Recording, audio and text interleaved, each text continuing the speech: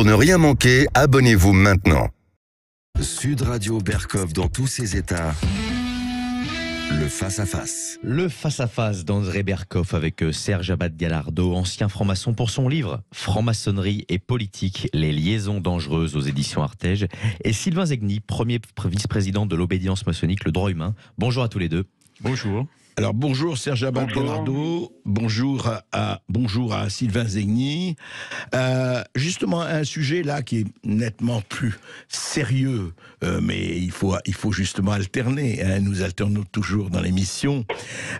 La franc-maçonnerie, évidemment on ne va pas parler de toute la franc-maçonnerie, il nous faudrait des heures, on ne va pas raconter l'histoire de la franc-maçonnerie, mais c'est très intéressant. J'ai reçu donc le bouquin de Serge Abad-Galardo, Franc-maçonnerie et politique, les liaisons dangereuses aux éditions Artege. Et Serge Abad-Galardo, je rappelle que, alors vous êtes un ancien haut fonctionnaire territorial, je rappelle, vous le dites, que vous avez passé plus de 20 ans au sein des loges maçonniques du droit humain, qui est une obédience mixte et internationale, on en parlera. Vous avez occupé des postes d'officier, y compris ce vénérable maître. Et puis, vous êtes revenu à la foi chrétienne en 2012, donc il y a un peu plus de 10 ans. Et vous faites un livre, quand même qui est un sacré procès à charge contre, en tout cas, cette franc-maçonnerie-là. Et Sylvain Zegni qui est là, justement, et c'est pour débattre. Et nous sommes, comme vous le savez, ici, totalement pour le débat, qui aussi réagira. Mais je voudrais d'abord vous demander, Serge Abad-Galardo, pourquoi ce livre et pourquoi vous avez éprouvé le besoin d'écrire ce livre qui est quand même très, très fort. Après, je ne prends pas parti, mais dites-moi. Bien, écoutez, j'ai écrit ce livre pour une raison essentielle. Oui. C'est que la franc-maçonnerie est très, très mal connue par le grand public, Oui. et pour cause. Nous savons tous ce qu'il en est du secret maçonnique qui prétendument n'existerait pas. Mais en tout cas, ce qui est certain, c'est que l'appartenance de nombreux politiques à la franc-maçonnerie est mal connue. Alors, elle est connue si on cherche un petit peu, mais ça n'est pas évident. Mais, pardon, excusez-moi Serge Abad-Galardo, vous parlez, vous, des politiques, mais on peut dire juste comme ça d'emblée que aussi bien des professions libérales, des magistrats, des policiers, enfin, oui. Par toute la société un peu. Oui. Voilà. Votre réflexion me donne l'occasion de dire que je témoigne, et je ne suis pas le seul, puisque je reprendrai par exemple l'expression de monsieur Keller, qui était grand maître du Grand Orient. Les ouvriers, les employés, sont extrêmement sous-représentés en franc-maçonnerie. On trouve généralement des professions libérales, comme vous l'avez dit, des magistrats, beaucoup d'enseignants, ce qui me laisse à penser que la franc-maçonnerie possède un caractère relativement élitiste.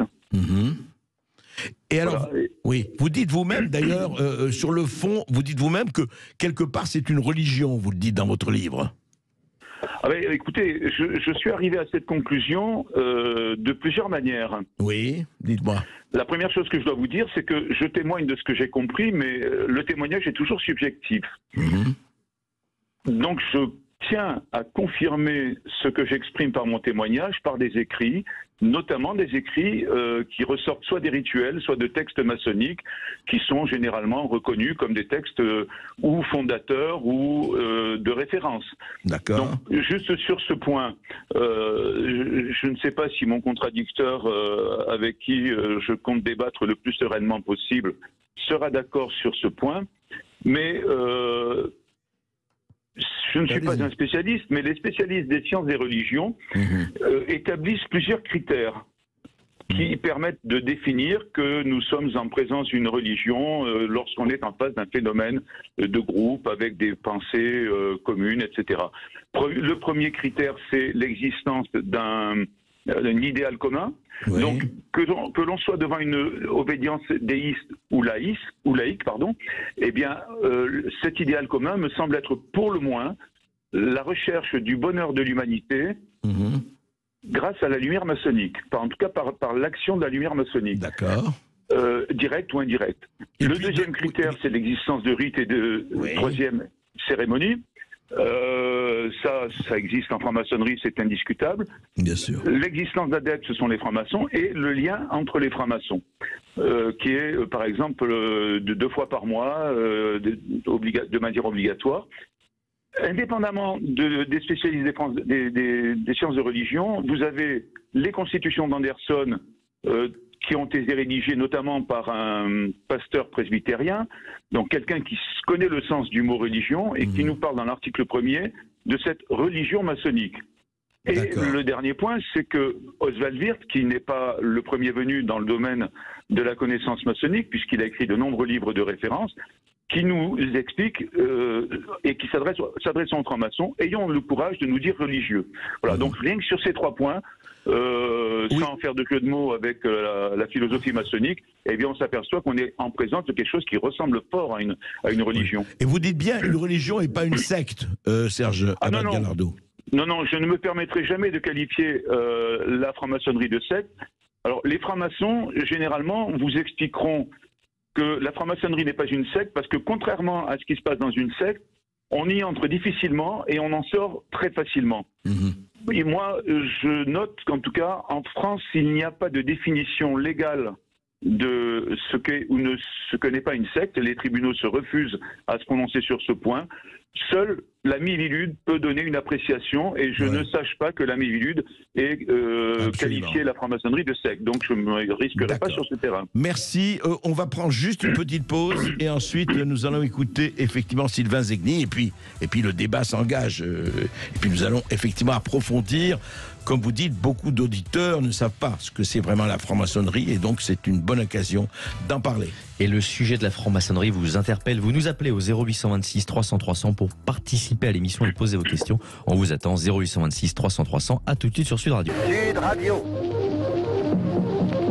Les Français parlent au français. Je n'aime pas la blanquette de veau. Je n'aime pas la blanquette de veau. Sud Radio Berkov dans tous ses états. Sylvain Zegni, vous êtes premier vice-président de l'obédience maçonnique, le droit humain.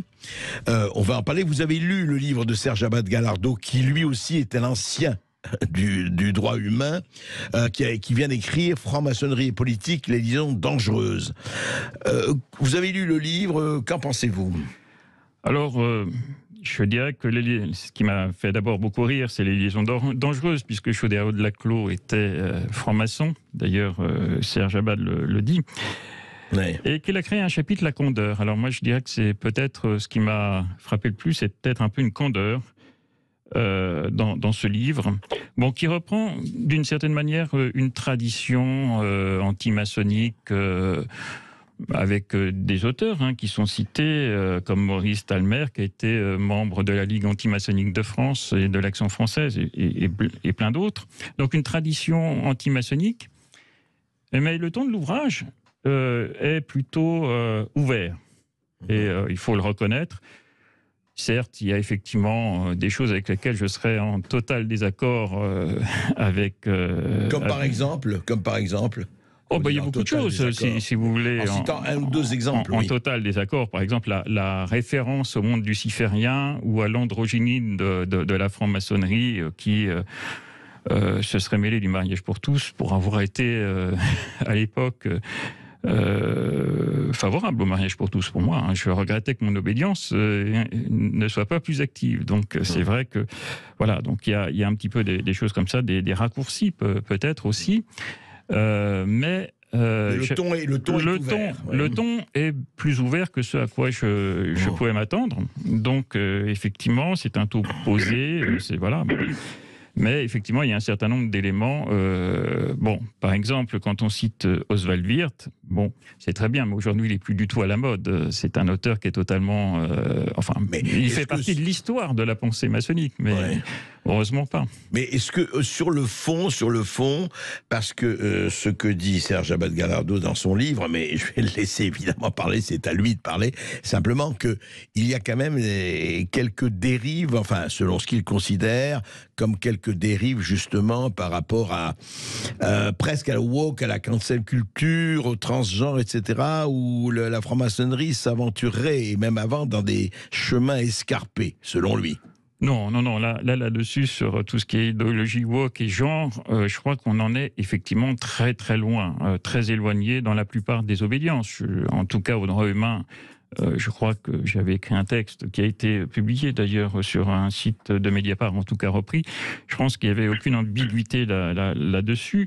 Ça ne veut pas dire qu'il n'y a pas des sœurs et des frères qui peuvent prétendre à ça. Mais Serge Abad Galardeau, vous avez été effectivement 20 ans franc-maçon, grand maître. Au fond, quels sont les principaux reproches que vous faites à la franc-maçonnerie, disons, dans ses rapports avec la politique? C'est le sujet de votre livre. Cette espèce d'approche, c'est complicité, c'est conflit d'intérêts, allez, j'allais dire capitalisme de connivence, mais pas capitalisme, idéologie de connivence. Dites-moi. Alors, je ne sais pas si le terme de reproche est approprié, mais en tout cas, je parlerai de marqueurs. Oui. Qui peuvent poser problème et qui sont, reliés avec la notion de secret. Alors, je reprendrai par exemple une expression d'Alain Bauer, donc je pense que c'est pas quelqu'un de contestable, puisqu'il a été grand maître du Grand Orient. Oui. Et Alain Bauer pense ce que je pense également. À savoir qu'il y a souvent, il le dit dans une interview, je ne sais plus quel hebdomadaire, mais je sais quelque part. Vas-y. Il y a souvent une limite extrêmement ténue entre le devoir d'entraide maçonnique, qui est tout à fait louable, et, le délit d'initié sans jeu de mots. Ouais, c'est-à-dire que parfois, on s'est aperçu, alors je citerai, je n'aime pas donner de noms, notamment de noms de francs-maçons, mais je citerai par exemple un ancien ministre de la Justice qui a été mis en cause pour avoir mis en garde un autre homme politique qui n'était pas de son parti, mais il se trouve que tous les deux étaient francs-maçons. Eh bien, ce ministre l'a mis en garde sur une procédure judiciaire à son encontre.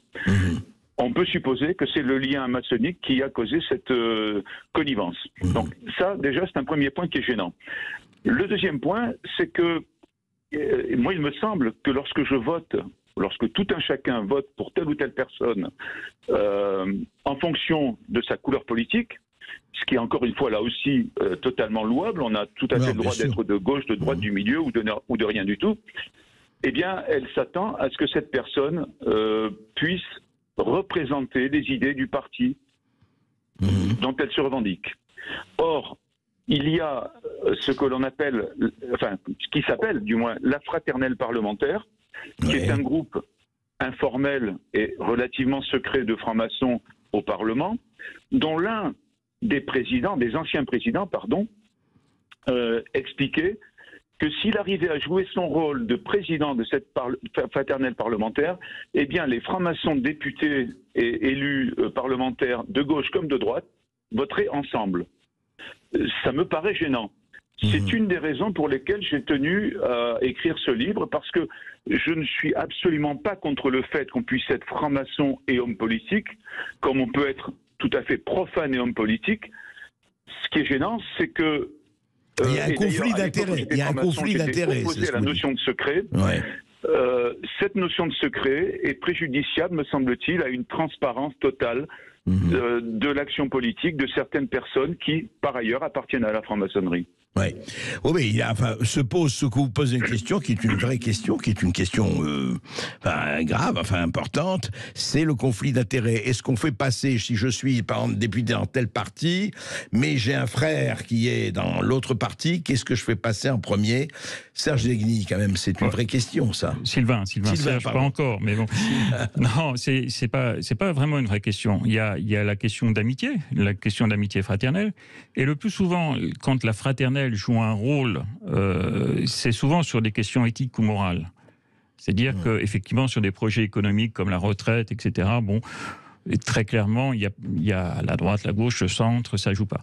En revanche, effectivement, sur des lois qui sont plutôt des lois sociétales, etc., la peine de mort, par exemple, ou autre, ça a pu jouer un rôle, effectivement, parce que des députés, etc., partagent une conviction humaniste et effectivement vont peut-être se réunir ou essayer d'arrondir les angles avec sur des tel ou tel, entre partis différents. Ouais. Mais ils se seraient sans doute retrouvés en tant qu'humanistes, même sans appartenir à la franc-maçonnerie. Mais il ne faut pas exagérer le rôle de la fraternelle aujourd'hui, le rôle de la fraternelle qui comprend à la fois des députés, des sénateurs, mais aussi des administrateurs du Sénat ou de l'Assemblée nationale, etc. Ouais. Il est aujourd'hui minime. Hein. Alors, bon, certains le regretteront. Moi, je ne suis pas un chaud partisan des fraternelles, mais bon, j'estime que la franc-maçonnerie, ça se passe en loge, et quand on fait le même métier ou autre et qu'on se réunit, bah, c'est pas forcément le... Et là, je rejoins Alain Bauer là-dessus, c'est pas forcément le meilleur des trucs. Hein, oui, mais vous voyez, même Alain Bauer dit qu'il y a un lien ténu entre le délit d'initié et la fraternité maçonnique. Alors, là où ça peut servir, effectivement, c'est comme instrument de progrès ou de dynamique, ou des hommes qui n'ont pas... pouvoir. De progrès, je dirais, de progrès. Ouais. Ensuite, effectivement, il y a le vice inverse, c'est-à-dire qu'effectivement, l'affaire que cite Serge Abad-Galardo, bon, entre deux hommes qui se... Là, effectivement, c'est préjudiciable. Parce qu'on fait passer, effectivement, une amitié, etc. Bon. J'espère que c'est rare. Voilà. Maintenant, l'histoire de la fraternelle, c'est effectivement une histoire qui est compliquée, elle a eu une très grosse influence à une époque, aujourd'hui nettement moins. Mais il est vrai que quand une loi a du mal à passer et qu'elle va dans l'intérêt commun, etc., et humaniste, bah, les francs-maçons ont, de temps en temps, ça peut aider à faire passer une loi. On va en parler juste après cette petite pause et on va continuer ce débat passionnant. Le monde de la franc-maçonnerie vous intéresse, vous nous appelez au 0826 300 300 pour participer au débat. 0826 300 300, à tout de suite sur Sud Radio. Sud Radio. Les Français parlent au français. Les carottes sont cuites. Les carottes sont cuites. Sud Radio Berkov dans tous ses états. Sylvain Zegni, premier vice-président de l'obédience maçonnique, le droit humain, face à Serge Abad-Galardo, ancien franc-maçon, qui vient d'écrire « Franc-maçonnerie et politique, les liaisons dangereuses » aux éditions Artege. Alors effectivement, Serge Abad-Galardo, votre livre pose un certain nombre de questions. Alors au-delà effectivement du délit, enfin, entre guillemets, du délit d'initié, du secret, qu'est-ce que aussi vous reprochez à la franc-maçonnerie en général et celle que vous avez connue en particulier? Écoutez, tout d'abord, je veux dire qu'il n'y a pas que du négatif en franc-maçonnerie. Hein. Il y a d'abord des francs-maçons extrêmement sincères, et je pense que mon contradicteur en fait partie. Il y a des francs-maçons qui sont tout à fait respectables, alors que dans d'autres groupes, peut-être, on peut s'étonner de voir des gens qui prônent une chose et agissent dans le sens contraire. Ce qui me gêne beaucoup, c'est... bon, je ne reviendrai pas sur la question de Lucifer, parce que ce n'est pas le débat, mais il se trouve que quand j'en parle, je cite des textes purement maçonniques qui font l'éloge du serpent de la Genèse et qui considèrent que Dieu oppresse les hommes alors que le serpent les libère. Bon, premier point. Ça, c'est les laïcards et pas les déistes, hein, c'est ça. C'est différent, voilà, effectivement. Les déistes, c'est autre chose. Bon, ce n'est pas le thème de votre réunion, donc je ne l'aborderai pas. Voilà, revenons à la politique. Sauf sur un point, c'est que les obédiences déistes font référence au grand architecte de l'univers, dont je démontre, sur la base d'un texte d'un ancien grand maître de la Grande Loge nationale française, obédience déiste par excellence, qu'il ne s'agit absolument pas du Dieu des chrétiens. Donc, cela étant posé, ça n'est pas une question de reproche, mais je trouve un peu gênant que la franc-maçonnerie se positionne comme le camp du bien et que elle se situe comme une des seules un des seuls groupes capables d'apporter le bonheur de l'humanité sur Terre, et cela de manière comment dire, alors je sais que parfois la franc-maçonnerie parle de discrétion plutôt que de secret. En tout cas, même si c'est discret, ça veut dire qui sait garder un secret. Donc il y a une façon subreptice d'intervention dans la société qui me paraît peu conforme avec la démocratie complètement transparente. Sur le problème de l'intervention de la franc-maçonnerie, je partagerai, vous me permettrez de ne pas partager le point de vue de mon contradicteur sur l'innocuité de la fraternelle parlementaire et de la franc-maçonnerie au sein des assemblées. Je ne prendrai qu'une citation, un franc-maçon et homme politique très connu. Vous pouvez citer des noms, hein, pouvez citer des noms. Hein. Ah mais oui, de toute façon, non mais que les choses soient tout à fait nettes. Je ne cite dans mes ouvrages et conférences que les noms de francs-maçons qui se sont déclarés comme tels. Donc je ne fais absolument pas de délation, ça n'est pas mon style. Alors qui était cette personne-là que vous justement... Alors c'est Henri Caillavet, oui. Qui, avec le président du Conseil, Paul Ramadier, également franc-maçon, nous explique, je cite, pour faire passer en loi les idées réformistes à l'Assemblée, il va falloir construire un cheval de Troie. L'idée était de pouvoir transformer en loi un certain nombre de nos idées. C'est bien une sorte d'introduction de la pensée maçonnique, dont on a vu tout à l'heure qu'elle est une religion, et je pose la question de la référence à la loi de 1905, dans le système politique. Nous avons également Fred Zeller, qui est un ancien grand maître du Grand Orient, qui nous explique que les francs-maçons des divers hommes politiques, Mitterrand, Servan-Schreiber, De Gaulle, etc., nos frères parlementaires, alors je le cite de mémoire, nos frères parlementaires sont chargés de transporter jusqu'au Parlement les données élaborées au sein de nos ateliers. Alors je veux bien croire, comme disait le vice-président du droit humain, que c'est par souci d'humanisme, c'est par souci d'apporter une amélioration à la condition humaine, mais je crois que nous sommes en démocratie et que le peuple est capable de savoir ce qui est bon ou pas bon pour lui. Nous en avons un exemple aujourd'hui où nous avons un gouvernement qui va passer une loi, alors je ne me prononce pas sur le bien fondé ou pas de la réforme de la retraite, mais en tout cas ce que je note, c'est factuel. Nous avons 70 à 80% de la population qui est contre, mais malgré tout, on passe sur cette réforme. Et la franc-maçonnerie, me semble-t-il, agit de manière quelque peu solitaire. Alors, justement... là, j'aimerais quand même répondre, parce que aujourd'hui, on parle effectivement d'une époque où, au début de la Troisième République, à l'époque où les partis n'étaient pas structurés, etc., et où le parti républicain, ou le parti de la République était morcelé, la fraternelle a permis effectivement, avait un gros bloc de députés, a permis effectivement de faire passer un certain nombre de lois.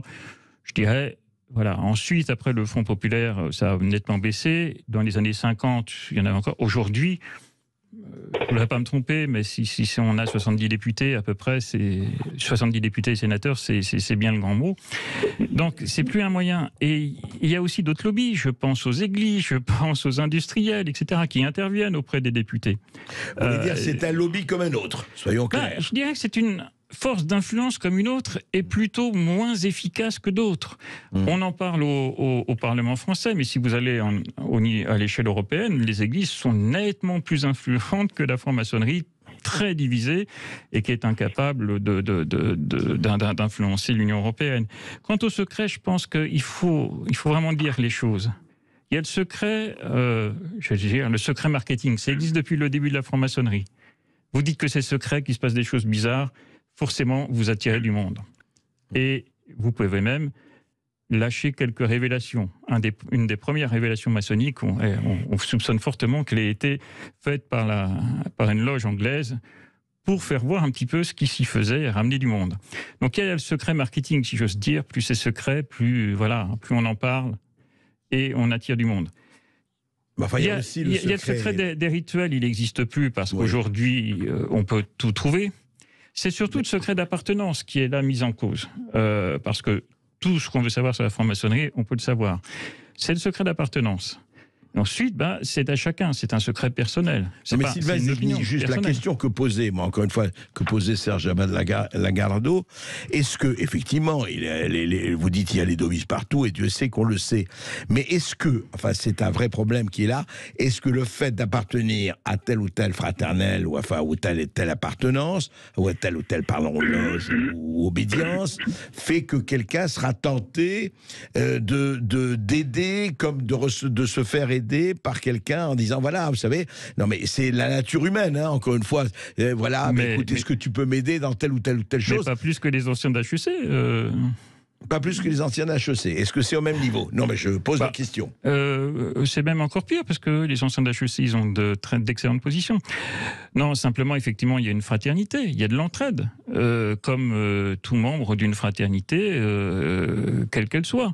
Vous êtes ancien d'une école, vous êtes dans une église, vous êtes en franc-maçonnerie ou dans une association, bah, vous aidez effectivement dans la limite. Là où ça peut dépasser, c'est si effectivement le secret aboutit à une aide pour échapper à la justice ou à la police, etc. Légal, Mais bon, puisqu'on parle de secret, le secret de la confession a aussi permis à un certain nombre d'ecclésiastiques d'échapper aux sanctions, et on l'a vu avec un récent rapport.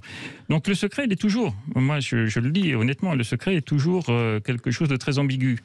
Parce qu'effectivement, on protège son intimité, mais également, ça peut amener à des actions. Et la franc-maçonnerie, comme toute organisation, n'est pas vertueuse par principe. Hein. On va absolument, et ça, je crois que tout le monde est d'accord là-dessus.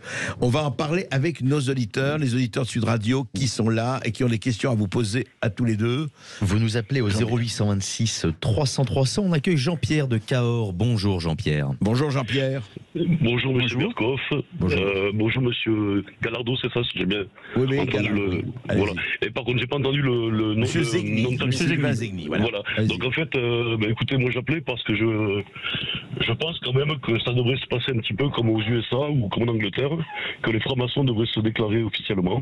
Et comme ça, je pense que ça tuerait tout problème de suspicion, d'affairisme ou autre chose comme ça. Oui, Sylvain Zegni. Oui, attendez, Sylvain Zegni, ou genre, vous voulez répondre, Serge Gallardo? Oh ben écoutez, oui, si vous me donnez la parole, je veux bien, je vous en remercie. À l'époque où j'étais franc-maçon, j'étais déjà opposé à cette notion de secret, parce qu'elle me semble préjudiciable avant tout à la franc-maçonnerie. Voilà, soit il n'y a pas de secret, et à ce moment-là, je ne vois pas pourquoi on conserverait cette discrétion secrète. Soit il y a un secret, et à ce moment-là, il vaut mieux l'expliquer et l'avouer. Bon, j'ai écrit un livre sur le thème. En ce qui me concerne, il y a un secret. Donc je pense par exemple qu'il est bien sûr multiforme. Un des aspects du secret, c'est la lutte de la franc-maçonnerie en général, y compris des loges déistes par des moyens qui sont un peu différents que les moyens des loges laïques. C'est la lutte contre l'Église catholique. Par exemple, ça n'est pas exprimé, si vous voulez. Lorsque vous rentrez en franc-maçonnerie, on ne vous dit pas franchement, nous sommes opposés ou nous sommes en opposition avec la morale divine. Vous voyez, donc ça fait partie du secret, mais je l'explique de manière plus complète dans un autre ouvrage. Alors bon, j'aimerais quand même réagir à ça, mais bien sûr. On est sur deux registres différents. Nous avons affaire avec Serge à un croyant, et il défend ses idées, c'est très bien. Nous, la franc-maçonnerie, de manière générale, elle est basée sur l'individu et la liberté individuelle. En ce sens, toutes les obédiences sont adogmatiques, même les déistes. Elles n'ont pas de dogme affiché ou de préférence pour une religion ou pour une autre. Donc, d'un côté, effectivement, on a une Église catholique qui défend ses fondamentaux et ses dogmes. Pas de problème, elle le fait.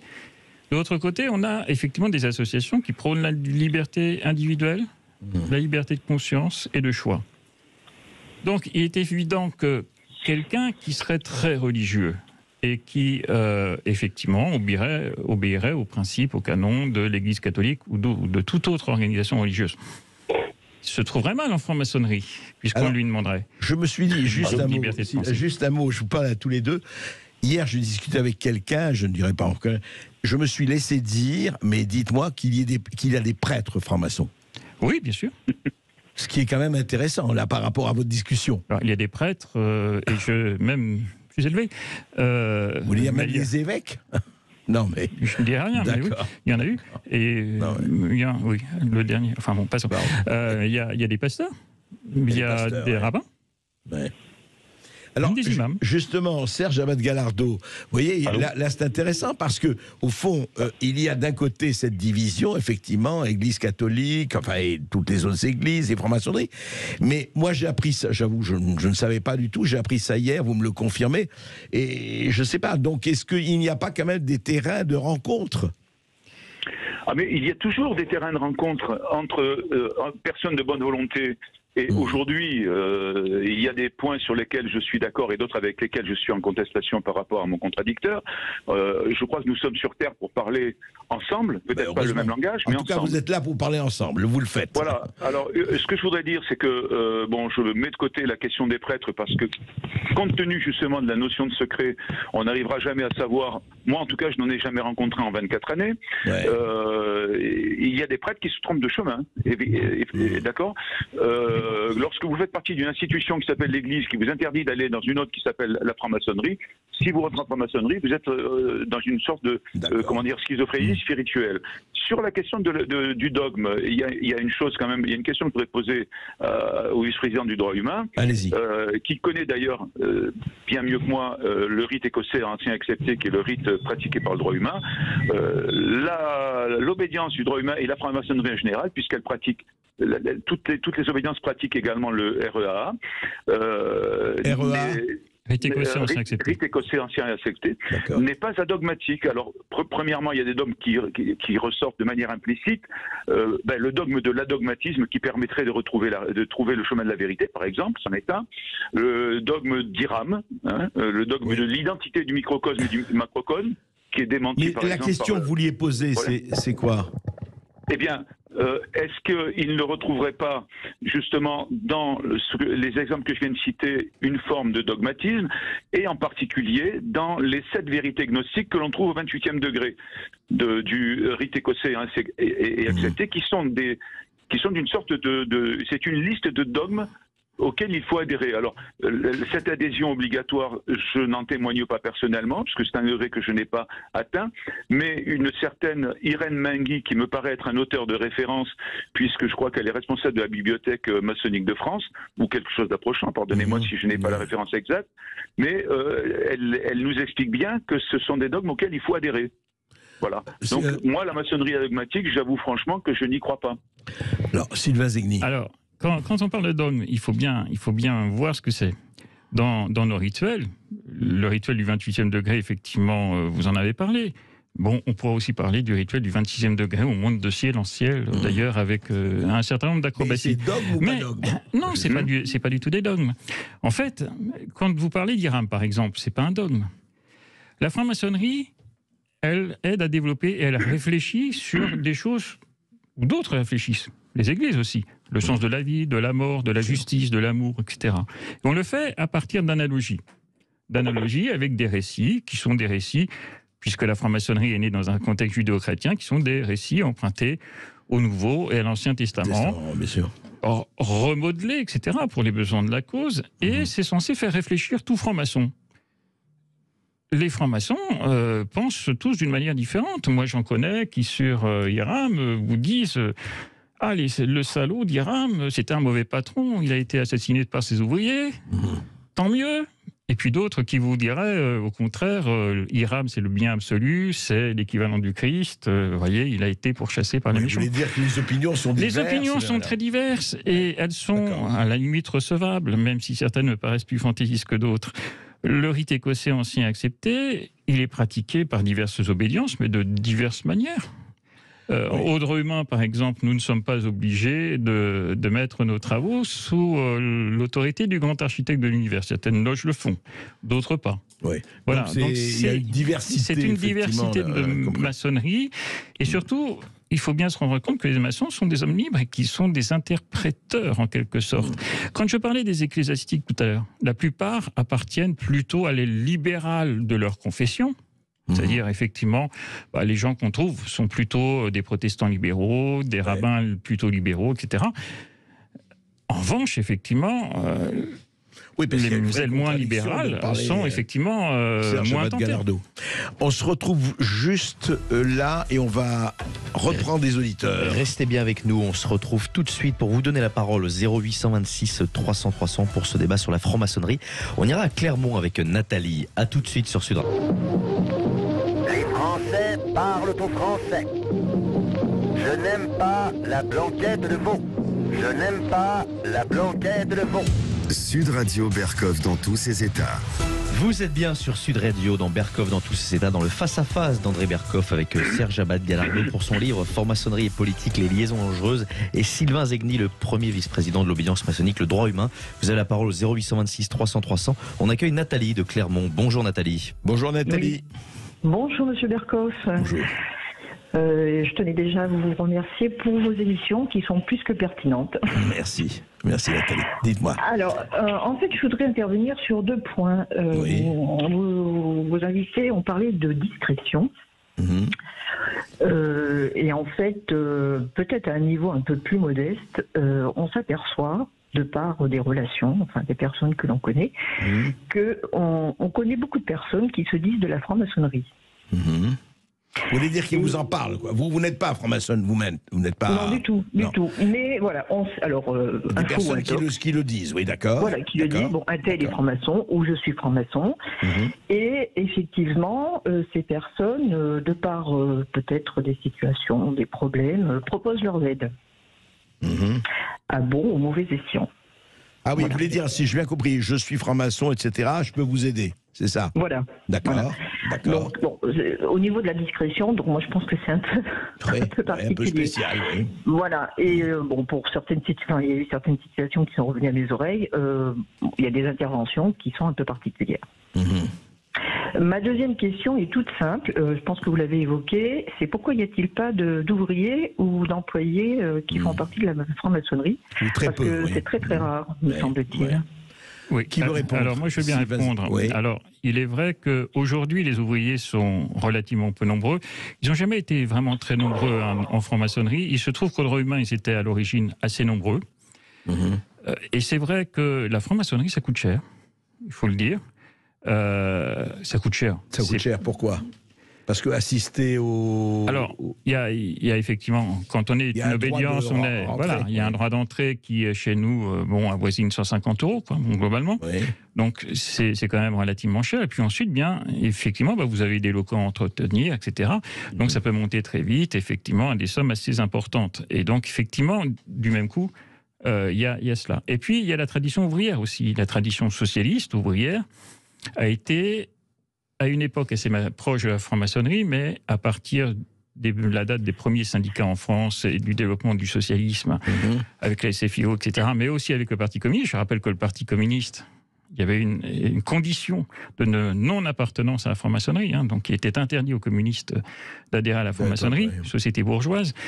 Donc, il y a toujours eu une méfiance du mouvement ouvrier depuis la fin du 19e siècle, etc., à l'égard de la franc-maçonnerie. Supposé, etc. Ça ne veut pas dire qu'il n'y en a pas, mais c'est aussi un élément. Quant à l'aide, moi, des francs-maçons qui se déclarent francs-maçons et qui disent « je peux vous aider », moi, je les vire tout de suite. Non, mais ça existe, monsieur, je suis désolé. Non, mais que ça existe, que ça existe, je veux bien qu'il y ait mais vous ne pouvez pas dire que c'est généralisé dans la franc-maçonnerie. On va en parler. Serge Abad-Galardo, qu'est-ce que vous en pensez? Bien, écoutez, moi je témoigne de l'entraide que j'ai pu apporter à certains frères ou certaines sœurs. Je témoigne de certaines entraides dont j'ai pu bénéficier, même si je n'ai jamais été un carriériste. L'argument financier me paraît, si vous me permettez, de vous contredire, monsieur, pas très pertinent, parce que, j'ai quitté la franc-maçonnerie il y a une douzaine d'années, la cotisation annuelle était de l'ordre de 300-350 francs Euros, excusez-moi. On était déjà en euros. J'ai fait partie des hauts grades, donc il y a un peu plus à payer. Bon, disons que globalement, avec 50 € par mois, vous adhérez à la franc-maçonnerie, ce qui est pratiquement ce que vous payez dans un club de sport. Je voudrais juste revenir sur... Je ne vais pas faire une querelle de chiffres parce que nous ne sommes pas des hommes politiques et je pense que nous ne partirons pas sur cette conception ridicule de la discussion, mais je ne suis pas d'accord avec le chiffre qui a été donné de 70 francs-maçons élus au Parlement, puisque des chiffres donnés par Bernard Sauger, ancien président de la fraternelle parlementaire, nous parlait de 400 ou 450 parlementaires, enfin en tout cas membres de la fraternelle, dont 80% sont francs-maçons. Voilà, 450, vous dites. Ah ouais. Oui, à peu près. Donc si je fais le calcul de 80% multiplié par 400 ou 450, j'arrive à 320. Donc un tiers, si j'ai bien compté, nous avons 900 parlementaires entre le Sénat et l'Assemblée.